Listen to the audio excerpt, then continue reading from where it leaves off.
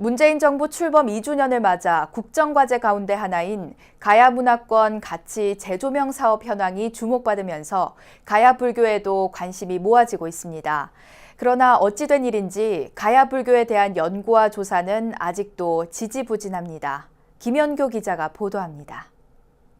가야 수로왕의 부인 허왕우가 인도에서 올 때 배에 실어왔다는 파사 석탑입니다. 가야가 우리나라 최초로 불교를 받아들였다는 주장을 뒷받침하는 대표 문화재지만 가야 불교 전래설에 대한 학계의 입장은 아직 분분합니다. 하지만 가야 불교의 역사를 증명하는 문화재와 기록이 곳곳에 존재하는 만큼 제대로 된 조사가 이루어져야 한다는 주장은 꾸준히 제기됐습니다.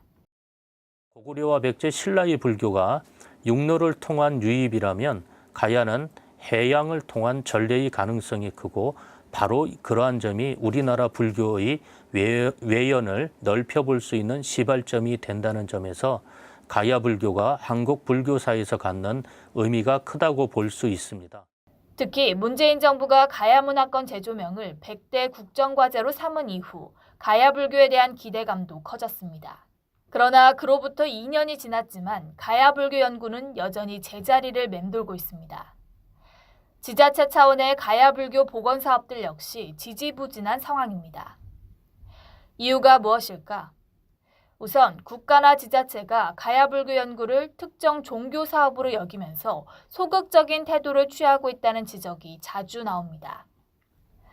실제로 지난 2017년 김해시와 동국대가 업무 협약까지 맺은 가야 불교 관련 연구들은 이웃 종교의 반대로 흐지부지됐습니다. 또 유적지나 유물 등 실증적 유적만 가치 있게 보는 인식도 문제입니다. 그러니까 민담, 설화, 전설 전부 다 이런 것들은 다 증거가 될 수 없다라고 오직 유물이 나와야만이 증거가 된다. 이게 서양주의 실정사관이거든요. 좀 더 서지적인 증거나 아니면 여러 가지 이제 민담, 설화가 더욱 인정받을 수 있는 이제 그런 것들이 좀 보완이 돼야 되는 것인데. 좀 더 적극적인 연구를 위해서는 조사 성과를 적극적으로 알리고 공론화하는 것이 필요해 보입니다.